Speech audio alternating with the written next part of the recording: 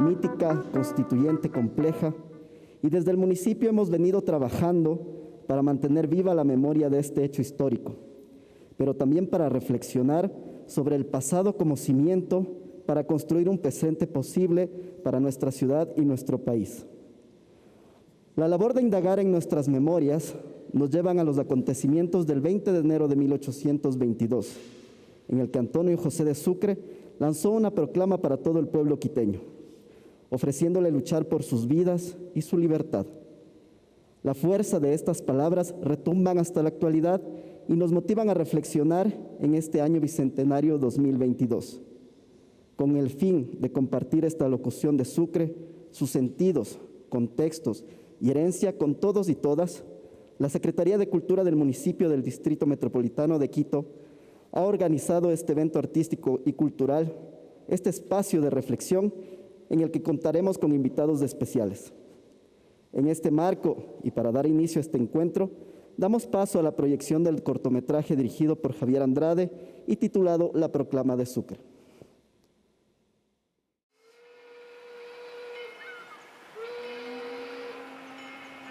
La Guardia Colombiana dirige sus pasos al antiguo templo del Padre de la Luz. Confiad en la esperanza. Bien pronto veréis las huellas del iris siguiendo al ángel de la victoria. Firme el libertador Simón Bolívar.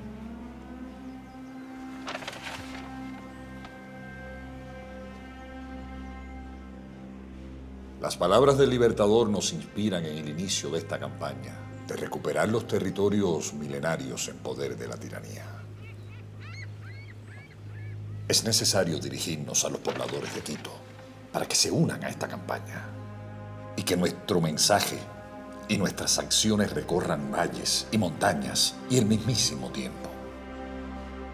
Quiteños, al ajustar los armisticios de noviembre, pensamos por un momento que la razón obtuviese por sí algún triunfo sobre los españoles, pero sin que llegara que la muerte nos apartara de un pueblo que aún oprimen en Colombia. Preparativos hostiles, vejámenes y violencia sucedieron a sus promesas liberales, juzgando que el establecimiento de este código, simulado de ignominia para los americanos, de inmoralidad y de horror, lisonjeara vuestros deseos y favoreciese sus maquinaciones. ¡Viva la libertad! ¡Viva la libertad! La transgresión de aquel tratado, la dignidad de la República y los gritos de vuestros pueblos nos llaman a las armas. Moramos ansiosos a satisfacer vuestros votos y a cumplir vuestros deberes. Las mujeres también podemos votar. No, usted no puede votar. La profanación del santuario y la desolación de este bello país han irritado al cielo que identifica su causa con la causa de la libertad. Mande defensa de sus derechos la espada de Bolívar y los bravos de Carabobo. ¡Abajo el tratado de Río de Janeiro! ¡Abajo el gobierno traidor!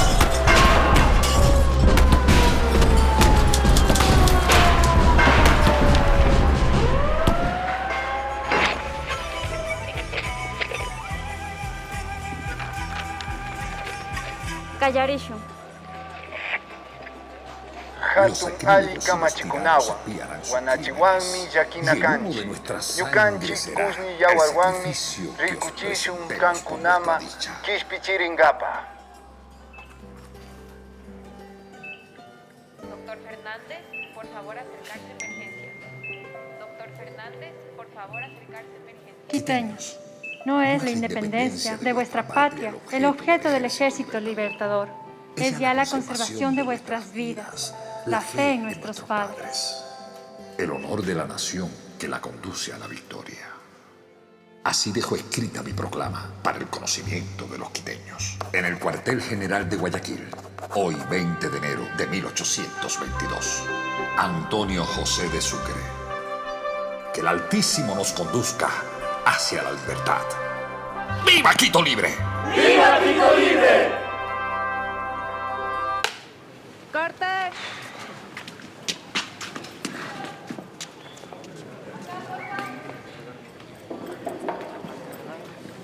Ya dale. Bueno, entonces ya nos vemos más luego. Dale, chao. Hey, ¿qué fue? ¿Cómo te fue? Bien. Bueno, como viste todo, no sé si quieres repetir otra vez. No, está súper bien. De hecho, creo que queda. ¿O cómo le sientes? Bien, pero... Algo no te convence. La libertad. La libertad no te convence. La proclama de Sucre, 200 años. Me pregunto si en verdad somos libres. O sea, de que se ha conseguido algo, ¿no? Imagínate, ahora hay libertades que hubieran sido imposibles en la colonia.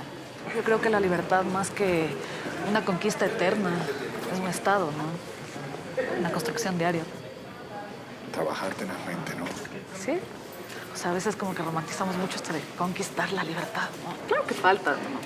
O sea, siempre falta, sobre todo para las mujeres falta. Me preguntaron acerca de qué significa para mí libertad.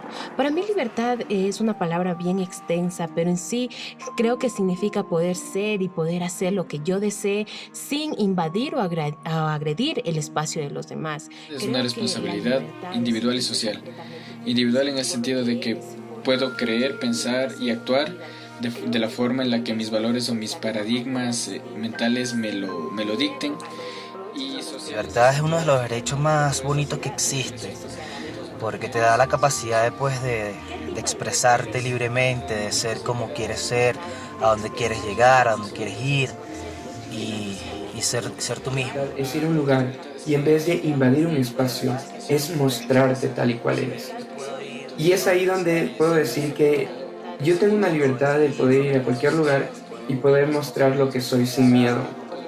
Y eso puedo decir que es una de mis libertades. El poder de decisión que tenemos todas las personas en busca de un bien común. Entre las libertades que yo poseo está ser yo mismo, tomar mis decisiones, aprender de mis errores e ir en busca de mis objetivos. Como la capacidad o la facultad del ser humano para actuar según sus valores, criterios, razón y voluntad, sin más limitaciones que la libertad hacia los demás. Las libertades que yo tengo. La primera sería el poder disfrutar de la naturaleza sin límites. La segunda, el poder expresarme y ser tal cual y como soy, sin temor a ser discriminada, ofendida. Para mí la libertad es la esencia pura, infinita, universal y celestial.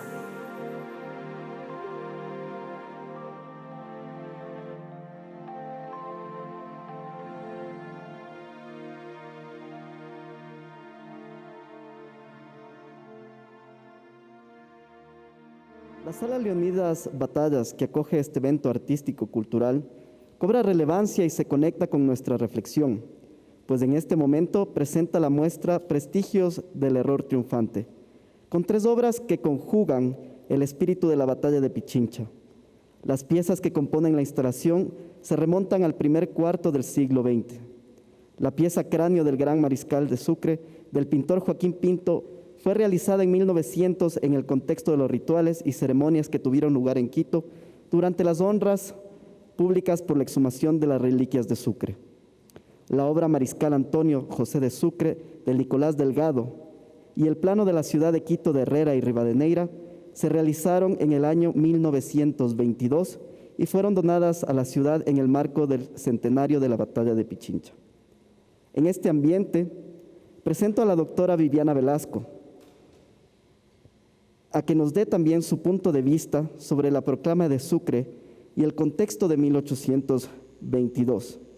Viviana es doctora en Historia por la Universidad Pompeu Fabra de Barcelona, España, profesora agregada en la Escuela de Ciencias Históricas de la Pontificia Universidad Católica del Ecuador desde el 2012 y ocasional en la Universidad Andina Simón Bolívar y Flaxo. Ha investigado sobre el proceso de construcción estatal ecuatoriano en el siglo XIX, con énfasis en la fiscalidad, burocracia y justicia. Sus investigaciones se han publicado en libros y revistas nacionales e internacionales y es directora del Seminario Permanente de Historia Política. Viviana, te damos la bienvenida y no sé si nos puedes ayudar contextualizando justamente este momento en el año de 1822. ¿Qué se está viviendo en ese momento? Bien, primero agradecerles por la invitación, por crear este espacio importante para conversar sobre estos procesos históricos que son complejos, a veces de hablar en poco tiempo, y poner en contexto el hecho que ustedes han decidido pues conmemorar, que es la proclama que hace Sucre, en un momento muy importante en el que se está llevando a cabo pues una serie de batallas para que el territorio de lo que era la Audiencia de Quito pues vaya formando parte de la propuesta republicana de Colombia, ¿no? La bolivariana de Colombia. El poner en contexto la proclama es muy importante. Hay que entender que son términos, son palabras, son imágenes que una persona de guerra estaba proponiendo al pueblo de Quito, se dice, ¿no es cierto?, sobre todo a las élites quiteñas, pero también a la participación de otras poblaciones, ¿no?, para que puedan alimentar los ejércitos y llevar adelante este proceso tan complejo que era pues la política en el 19, la política sobre los cuerpos y en los campos de batalla, ¿no? Poner en contexto lo que ocurre en el 21 y lo que ocurre en el 22 es bastante complejo en corto tiempo, pero creo que la mejor forma es entenderlo en un plano regional. Para pensar 1822 hay varias fases, no podemos entenderlo como un proceso unívoco o que haya tenido las mismas características, los mismos incluso actores, ¿no? Hay un primer momento que es este que estoy contando, que va desde como 1808 hasta 1810, ¿no es cierto? Incluso un poquito más tarde, dependiendo de qué zona estamos hablando. Por ejemplo, en México, por ejemplo, en el Río de la Plata es bastante más rápida la transición, pero en otros lugares como en el Perú es bastante más tardía, ¿no? Es el último lugar en donde pues ya se crea una república, ¿no?, en 1827. Entonces, la proclama está en un segundo momento que tiene que ver con la consolidación ya de una propuesta republicana, en donde se está planteando organizar los territorios y las poblaciones con el modelo republicano, con todos los desafíos que esa situación tan compleja pues trae, ¿no? Sobre todo con la creación de la noción de la ciudadanía, ¿no? El paso de ser súbditos de la monarquía a la ciudadanía de una república que hay que recordar siempre que está en construcción, de repúblicas que están en construcción. Entonces me parece que es interesante la proclama en el sentido en el que en ese momento Quito y los territorios de la Audiencia de Quito pertenecían a una propuesta mucho más amplia, pero que sí inauguraría las primeras experiencias de la vida republicana en el territorio. Por ejemplo, la aplicación de la cuestión de la ciudadanía, las elecciones, la organización fiscal, burocrática y lo complejo que fue esa situación. Sí. Tú me hablas que la proclama es muy importante en términos de que existen conceptos que son propios de la época y que un poco traen a colación mucho del pensamiento que emergió en ese momento. En ese sentido, mi pregunta va hacia justamente cuáles eran el espíritu de la proclama en sentido de tal vez los valores que se querían defender en ese momento, en función también del contexto, ¿no? Y de justamente poner estas propuestas como de ciudadanía o de república en ese momento. ¿Qué valores o qué pensamientos justamente estaban emergiendo o se difuminaban en ese momento y que se evidencian en la proclama?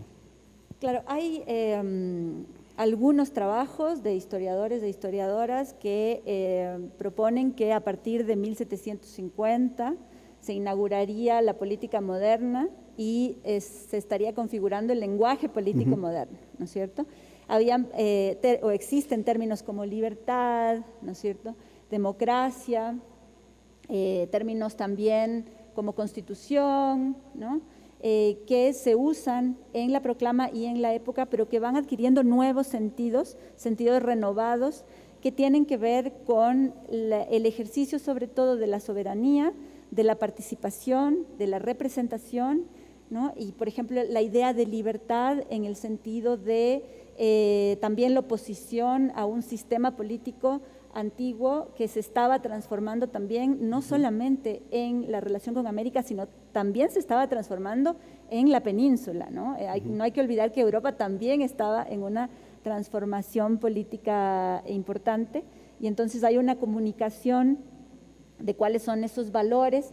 Es complejo decir cómo esos valores o esos términos se expresaron en la práctica también, porque además es una proclama de guerra, es una proclama que busca crear una utopía, ¿no? Crear una imagen de un futuro. Se abren posibilidades, ¿no? Yo lo veo, me parece que es una época de incertidumbre, pero de muchas posibilidades, ¿no? Y entonces se está llamando a la participación, sobre todo a la posibilidad de construir, ¿no es cierto?, formas de la política que fueran no tangencialmente diferentes a las propuestas por la monarquía, porque es un cambio demasiado radical, pero que sí buscaban, por ejemplo, nuevas relaciones con respecto a la construcción de lo público, a la generación de espacios de participación, con todas las dificultades que eso significa, ¿no? No hay que pensar que en la proclama, en el texto está ya el espíritu de la transformación, sino que hay unas palabras que luego sí pueden ir transformando y calando, pero sobre todo en la práctica y en la lucha que distintos sectores de la sociedad de ese momento pues quería transformar. En efecto, hay como justamente una evolución de muchos sentidos y muchos significados que se van dando con las palabras y de muchas propuestas que tratan de fraguarse en medio de esta incertidumbre que se está moviendo en este momento. Entonces, en ese sentido también mi pregunta va, ¿cuál es la importancia en el momento actual de conmemorar, de reflexionar sobre ese momento en específico? ¿Qué deberíamos observar? ¿Qué deberíamos un poco rebuscar en medio de esas memorias para justamente en este momento darnos cuenta de lo que estaba sucediendo, ¿no? Creo que es muy importante conmemorar estos momentos más allá de conmemoraciones, digamos, acríticas o un poco más ligeras, sino buscar espacios para construir un debate. Al final nos estamos convocando acá para hablar de 200 años de ciudadanía, ¿no? Que no han sido siempre, esa relación ha ido cambiando, no es la ciudadanía que planteaba Bolívar en el 21, y entonces la propuesta es, y la importancia es poder reunirnos a debatir y a discutir y a entender que eso es un proceso, ¿no? También hay una mistificación de ciertas palabras políticas, ¿no es cierto?, como puede ser la libertad, la democracia, y creo que es bueno desnaturalizarlas, ponerlas en contacto con el proceso histórico, entender cuáles son los caminos que se han recorrido, ¿no? Y reconocer cuáles fueron los desafíos en 1821-22 y cuáles son los desafíos ahora, ¿no? Por ejemplo, uno de los desafíos es precisamente el tema de la ciudadanía, una ciudadanía que a través de, en estos 200 años, a través de una lucha constante de distintos sectores de la sociedad, sobre todo subalternos, ¿no? de una tensión, la democracia es tensión, es conflicto también, ¿no? Se ha ido construyendo una relación ciudadana mucho más amplia, ¿no? En donde personas de distintas, puede ser género, etnias, clase, también puedan participar de esta construcción política. También nos hace pensar sobre el tema de la representación, las elecciones, no solamente poder elegir, sino también poder ser elegido, lo que significa esa transformación. Nos pone a cuestionar también la relación entre la Iglesia y el Estado, por ejemplo, que es algo que también se transforma con el sistema republicano. Son desafíos que las personas, tanto pobladores como también las élites, quienes gobernaban, tuvieron que enfrentar y que nosotros seguimos enfrentando, ¿no?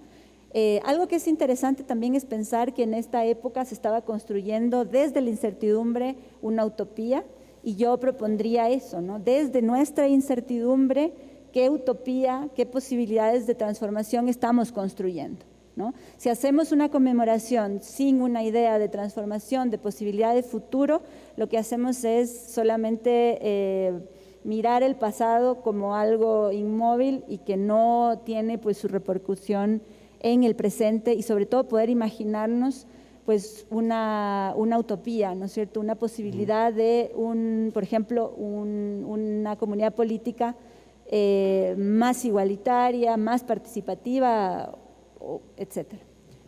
Sí, me parece justamente importante lo que acabas de mencionar, de que en ese momento estábamos en un momento de incertidumbre donde se propone una utopía que de alguna manera podemos contrastarla con la incertidumbre que se vive en los momentos actuales por los diferentes tipos de crisis que atravesamos, bueno, a raíz de la pandemia, a raíz de las crisis ambientales, económicas que se están justamente fraguando en este momento.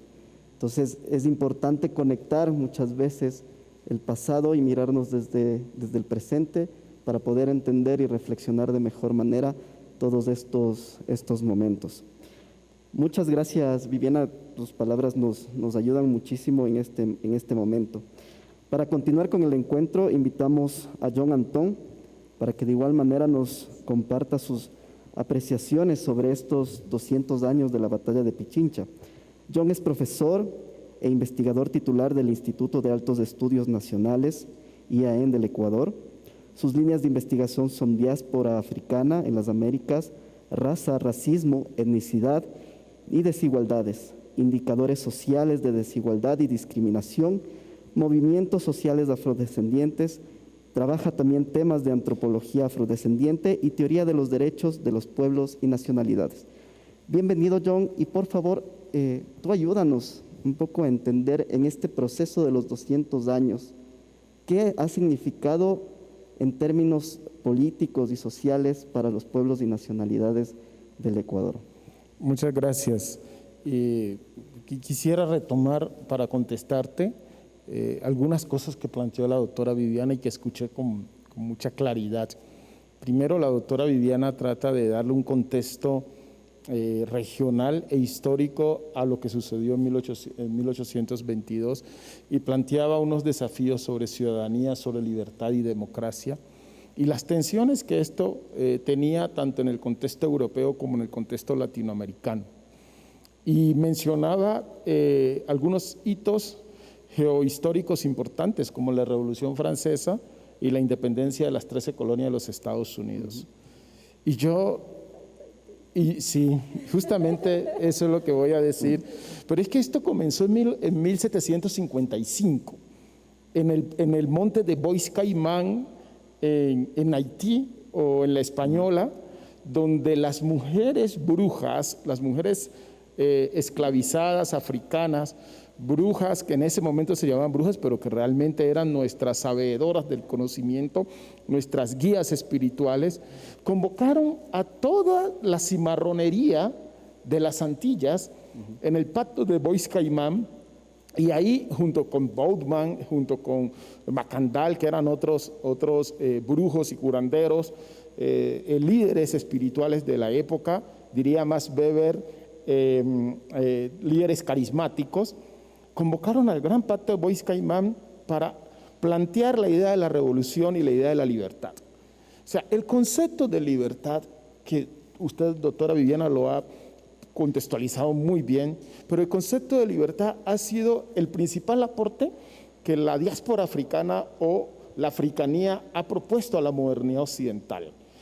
La libertad para nosotros es una especie de libertad republicana, no es una libertad burguesa, que es la del liberalismo decimonónico, es una libertad más republicana, incluso más de Montesquieu, si pudiéramos llamarlo, o de Rousseau, si podríamos llamarlo de alguna manera. Nosotros en Haití empezamos la gesta revolucionaria en 1755, antes de la independencia de las 13 colonias y unos años después de la Revolución Francesa. Pero para los africanos y los haitianos, la Revolución de Haití, que finalmente triunfó el 1 de enero de 1801, tuvo un gran significado distinto a la Revolución Francesa. Mientras la Revolución Francesa se proponía fraternidad, igualdad y los tres principios, ¿no? Fraternidad, igualdad y libertad. Pero esa era una libertad burguesa, no era una libertad para los esclavos, no era una libertad para las mujeres, no era una libertad para los desposeídos, no era una libertad para los que no sabían leer y escribir, sino que era una libertad para los blancos europeos burgueses. Y eso implica entender la estructura por el cual se ha establecido el Estado-Nación. Y ese Estado-Nación se replicó con la revolución de Sucre y su proclama, y se consolida en 1830, donde cuando se nace el Estado ecuatoriano, nace un Estado libre, con libertad, con democracia, pero burguesa, donde los esclavos no cabían, donde las mujeres no cabían, donde los que no tenían saber leer y escribir no cabían. Entonces, esa tensión de construir el Estado-Nación se ha mantenido hasta el día de hoy. Porque, ¿qué vemos hoy en día? Hoy en día, ¿quién goza de los derechos de la ciudadanía? No podemos entender la ciudadanía en el plano absolutamente liberal. Entendamos la ciudadanía en el plano de los derechos, de la satisfacción de los derechos económicos y sociales. Y América Latina es uno de los países más desiguales de la región. Eso lo plantea con mucha consistencia la CEPAL, incluso el Banco Mundial replica ello. Y esa desigualdad se refleja la estructura colonial burguesa con el cual se funda el Estado-Nación y que todavía no ha terminado. Es decir, ¿quiénes son los ciudadanos hoy en día? Por supuesto que las mujeres han alcanzado la ciudadanía, pero la ciudadanía sigue siendo una ciudadanía de tipo burguesa, masculina, patriarcal, donde el que tiene recursos, el que tiene capacidad de consumo y el que tiene, diría Pierre Bourdieu, mayor capital social, es el que goza de los derechos ciudadanos. Por eso, ¿cómo luchamos los afrodescendientes? Y con eso quiero terminar. A propósito de 1822. Luchamos los afrodescendientes con los mismos intereses, objetivos que luchó Hatán y Jonatás, las esclavas de Manuela Sáenz.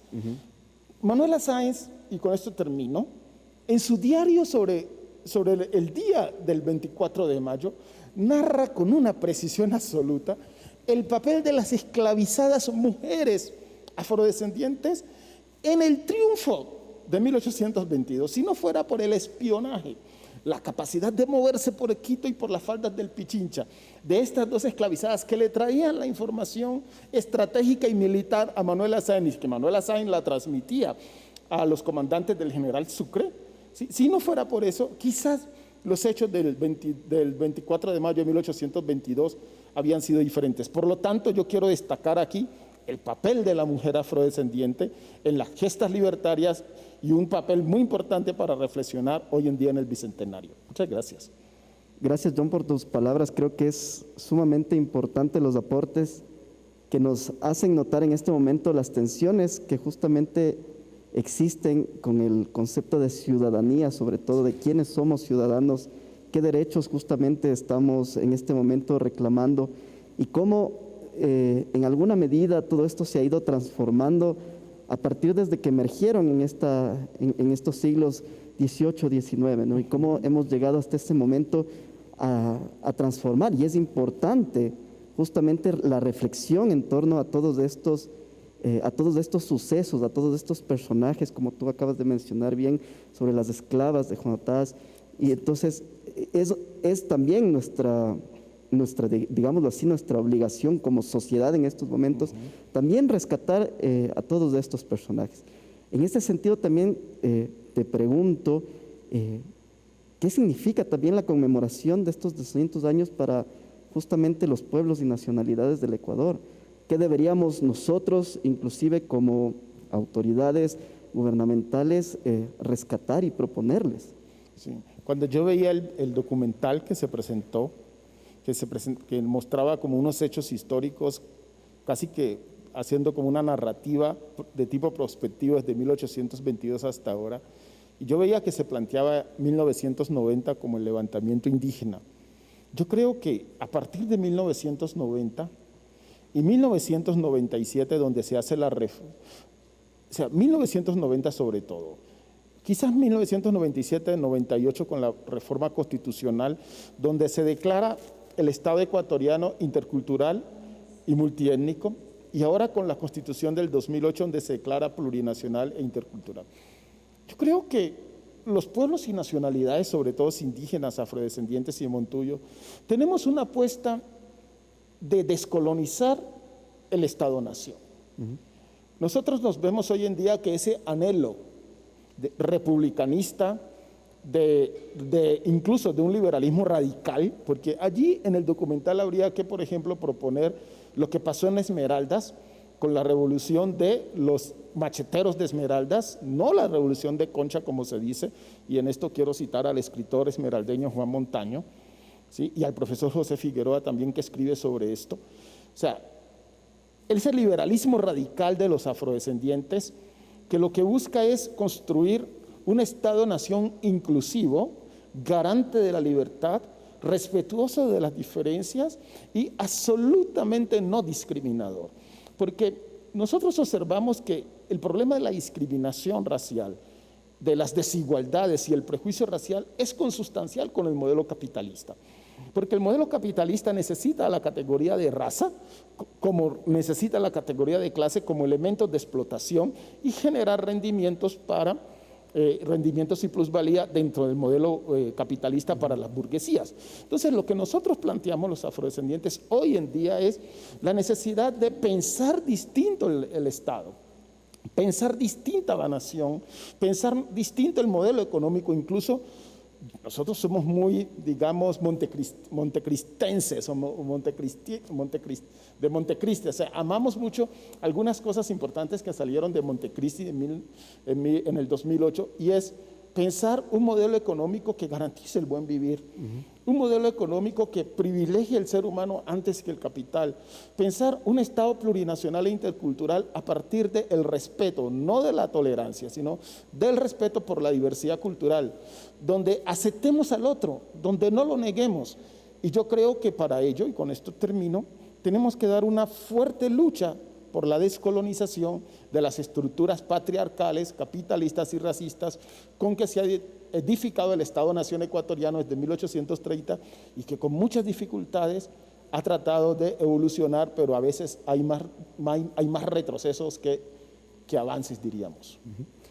Muchas gracias, John. Creo que es importante justamente el dirigir nuestras preocupaciones y nuestras reflexiones y nuestras propuestas y acciones justamente a repensar el Estado en función de también ir deconstruyendo todas estas estructuras racistas y desiguales que justamente se han permutado, muchas de ellas, inclusive sin que nos demos cuenta desde el siglo XIX hasta el día de hoy. Entonces, sí es importante la reflexión que tú nos haces y que nos invita justamente a preguntarnos, bueno, la sociedad que estamos construyendo ¿es justa? ¿No es justa? ¿Qué debemos hacer justamente para tener una mejor situación para todos y todas en este momento, independientemente de quiénes seamos, ¿verdad? Entonces, muchas gracias, John, muchas gracias por este aporte que tú nos has dado. Para ir cerrando ya este evento, invitamos también a Juan Martín Cueva, que es nuestro secretario de Cultura.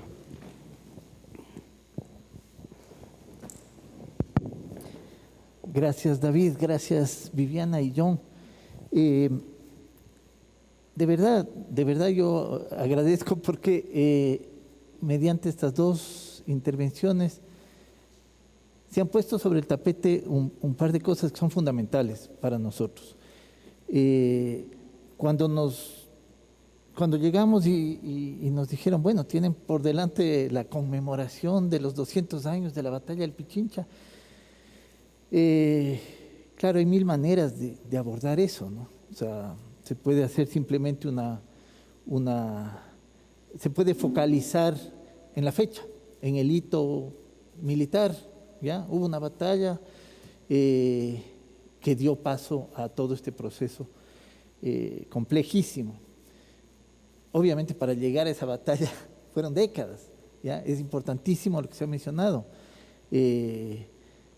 La Revolución Francesa, la independencia de Haití, la independencia de las 13 colonias, Espejo, todo es el planteamiento que nosotros hacemos cuando nos dicen vamos a hacer una serie de actividades, una serie de eventos, de exposiciones, de encuentros para conmemorar la batalla del Pichincha. Lo que nosotros pensamos que hay que hacer es justamente poner ese contexto y plantear la participación mucho más amplia, es decir, la participación invisibilizada, por ejemplo, de las mujeres afro, la participación invisibilizada durante décadas, siglos de los pueblos indígenas.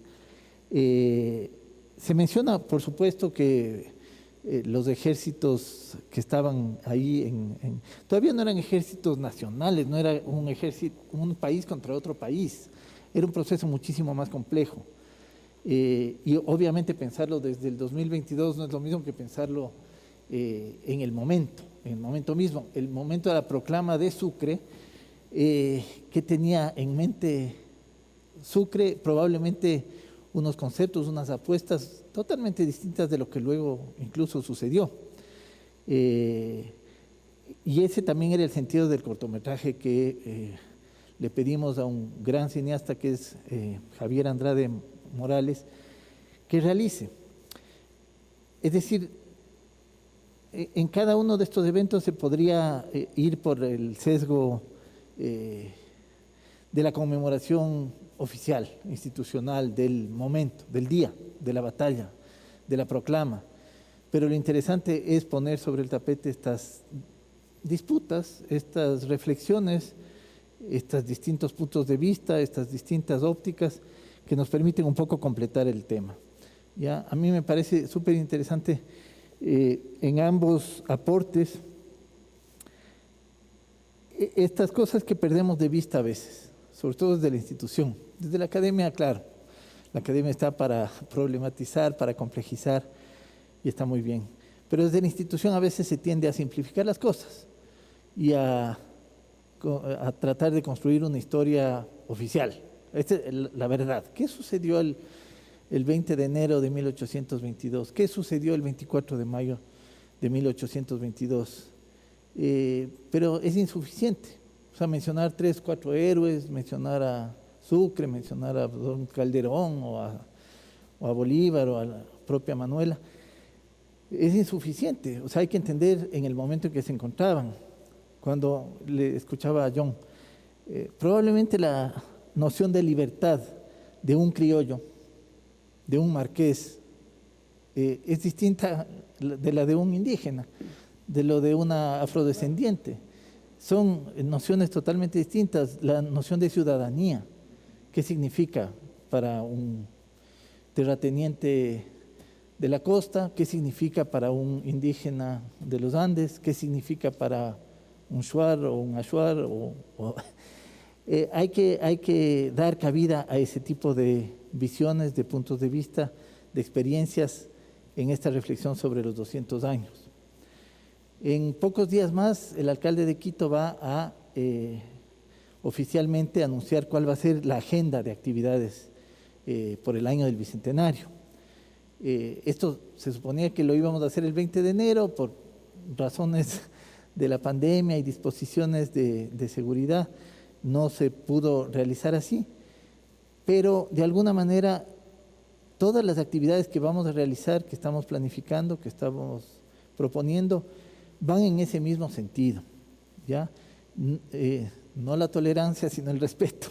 Es decir, abrirnos a la experiencia del otro, la visión del otro, las vivencias del otro, porque finalmente son procesos que no es que estén terminados, siguen, ¿ya? Entonces, por eso, en el cortometraje que vimos, mencionamos algunos momentos, no son todos, algunos momentos en que parecería que la historia como que se estremece, ¿no?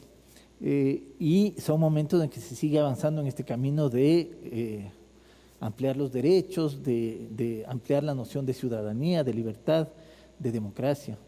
Esa es la idea que queremos poner un poco sobre el tapete cuando decimos vamos a conmemorar 200 años de independencia.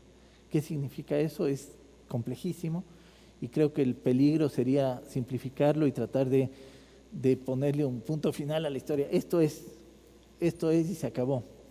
Esto es un proceso que no está terminado y nosotros pensamos que el año del Bicentenario, si para algo debe servir, más aún después de 2 años de pandemia, después de todos estos momentos en que nos obligan a repensarnos como sociedad, si para algo puede servir este año de conmemoración, es para eso, para que nos volvamos a replantear preguntas, que volvamos a repensarnos como sociedad y que hagamos preguntas que a veces son incómodas, pero que son importantísimas. Es más importante plantearse preguntas que darse respuestas. A veces las respuestas tienden a simplificar un poco las cosas. Eso es lo que nosotros queríamos plantear por este Bicentenario y realmente me alegro, me congratulo y les agradezco muchísimo porque ambas participaciones van exactamente en ese sentido. Para nosotros ese es el sentido que le queremos dar a esta programación del año del Bicentenario de la Batalla del Pichincha, el año de los 200 años iba a decir el inicio de nuestra independencia, pero tampoco es que empieza ahí. O sea, nos podemos ir para atrás y buscar el momento en que empezó todo esto y podemos llegar a 1755, podemos llegar incluso a épocas anteriores. Es un proceso y esto hay que entenderlo realmente como un proceso y es importantísimo que cada uno de los eventos, de las actividades que nos planteemos para esto, vaya en ese sentido.